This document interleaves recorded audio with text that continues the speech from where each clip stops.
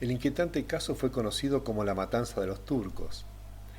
De los expedientes guardados en el archivo histórico de la provincia de Río Negro, surge que más de 100 comerciantes trashumantes de origen sirio-libanés habrían sido asesinados y canibalizados por indígenas mapuches.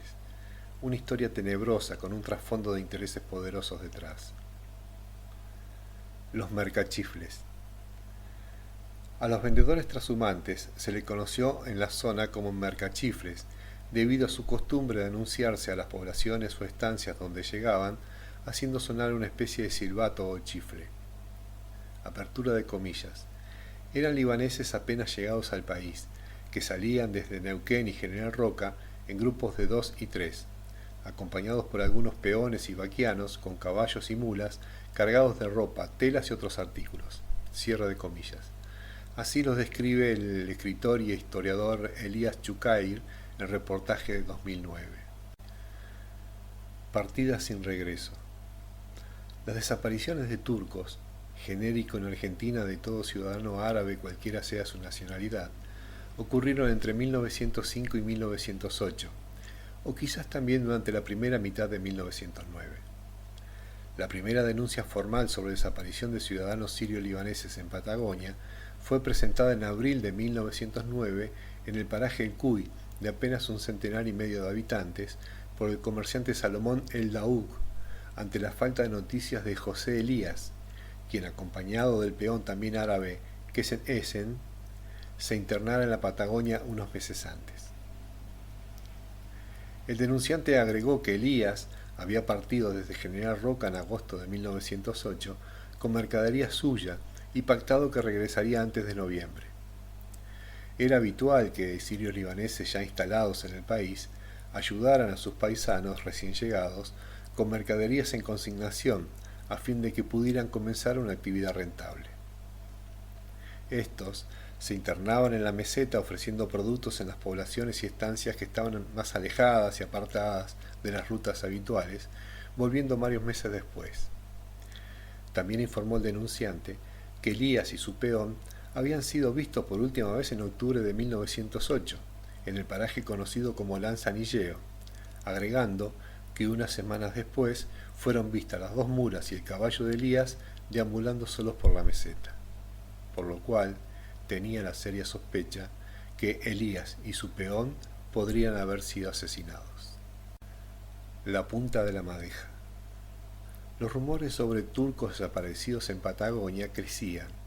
Llamaba poderosamente la atención que desde 1905 no regresara ninguno de los mercachifles que se internaban en la meseta. De hecho, la firma El Daouk, hermanos, tenía registrado entre sus deudores a 55 vendedores ambulantes de origen árabe que no habían regresado a regularizar su deuda, entre ellos a José Elías.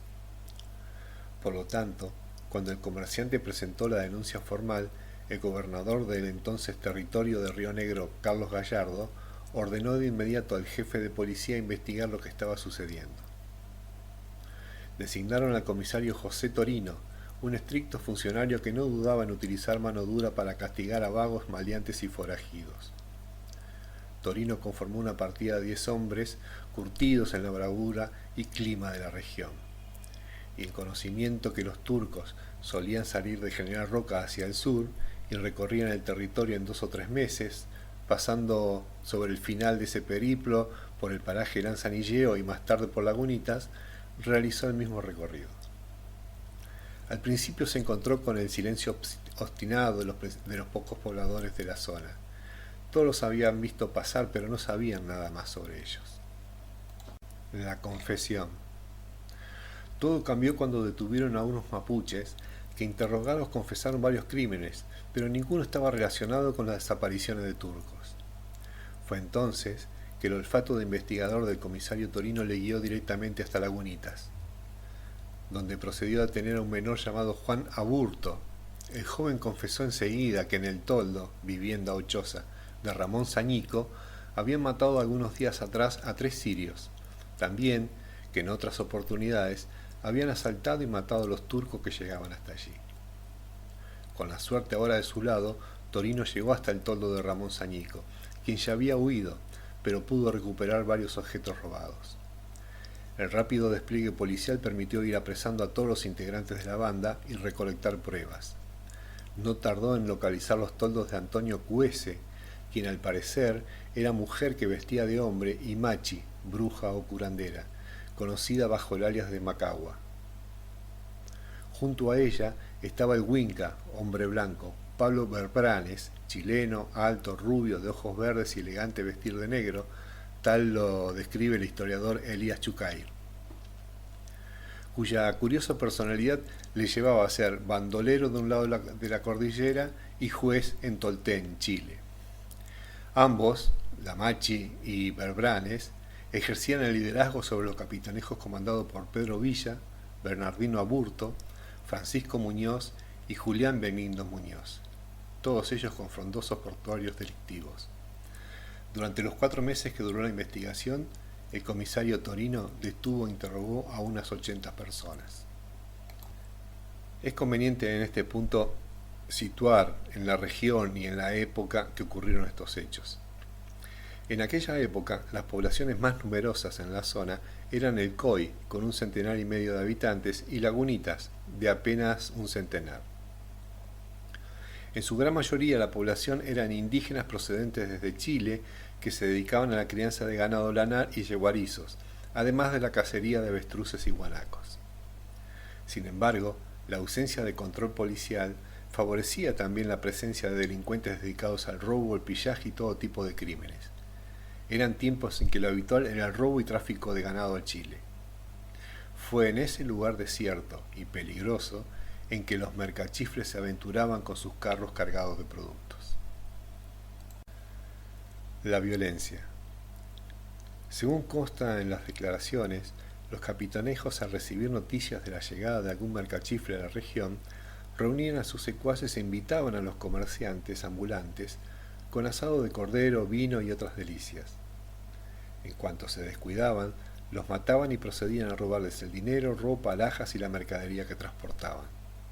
Luego, les extraían los corazones, el pene o los testículos, que según entendían aquellos delincuentes, eran atributos que consumidos le dotarían a ellos de virilidad y fortuna.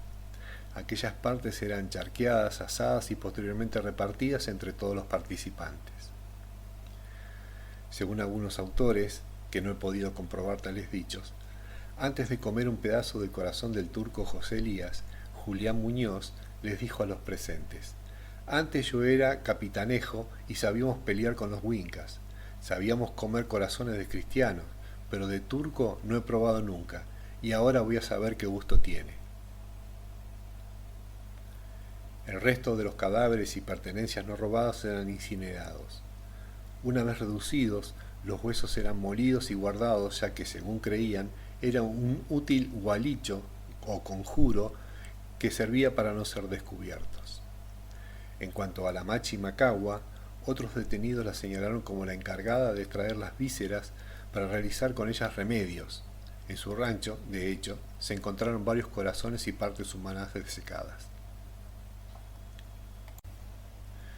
Todos pa' dentro, dicen que repetía el comisario Torino, asqueado ante aquellos asesinos mientras los ataba con tientos a sus cabalgaduras, antes de partir en caravana destino a General Roca, a 22 días de distancia.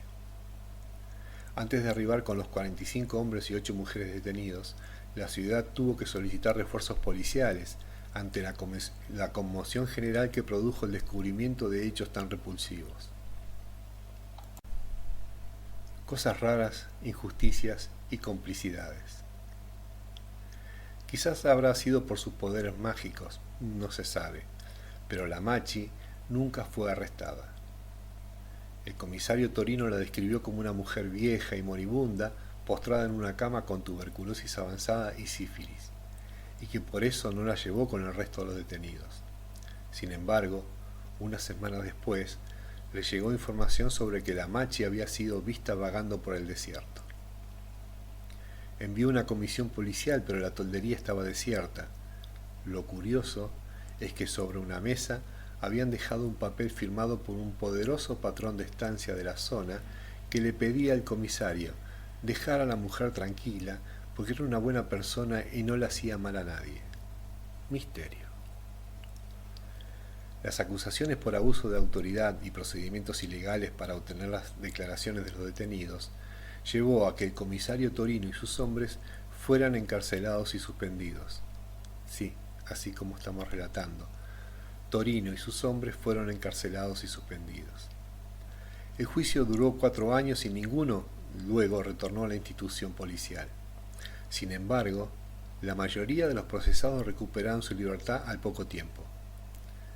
Resulta extraño también que ningún funcionario salía en defensa del eficiente comisario Torino, quien además sufría diversos vejámenes durante su detención. Apenas fue la pequeña comunidad sirio-libanesa la que se acercó y pagó un abogado para que le defendiera. ¿Por qué habrá sido esto? Todo parece indicar que Torino desarmó un mecanismo de comercio legal que excedía a los capitanejos detenidos. Al parecer, los mapuches eran la mano de obra de ignotos poderosos de la política que manejaban una organización dedicada al comercio en Chile de productos robados en Argentina. También llama la atención el silencio cómplice de los comerciantes de la región. Una vez ultimados los trashumantes, los asesinos procedían a repartirse el botín. Los capitanejos se quedaban con la mejor parte y el resto acudía a las pulperías o almacenes de ramos generales para cambiar su parte del botín por alcohol, tabaco, yerba mate, ropa, comestibles, lo que usaban en ese momento. El comerciante local no podía desconocer el origen de la mercadería, ya que los turcos también se la habían ofrecido a ellos. Sin embargo, por 2 monedas las obtenían de los asesinos, manchadas de sangre, pero mucho más baratas. Ese mismo año, 1909, los registros indican que se esfumaron 50.000 ovejas del recuento durante la esquila. Se presume que fueron comercializadas en Chile, al igual que buena parte de los botines obtenidos de los sacrificados mercachifles. Era un negocio grande, y Torino se había metido para encarcelar la mano de obra barata y útil de mapuches necesitados. Una historia más de la Patagonia feroz y sangrienta. Esta vez, el desierto, literalmente, se devoró a inmigrantes que con su media lengua e inocencia creían en la buena fe y caían en la trampa de los delincuentes. Nunca se supo cuántos ciudadanos sirios libaneses fueron asesinados, debido a que su escasa documentación personal también fue quemada junto a sus cuerpos. Pero según los datos del comisario Torino, fueron alrededor de 130 hombres. Soy Walter Raymond, periodista.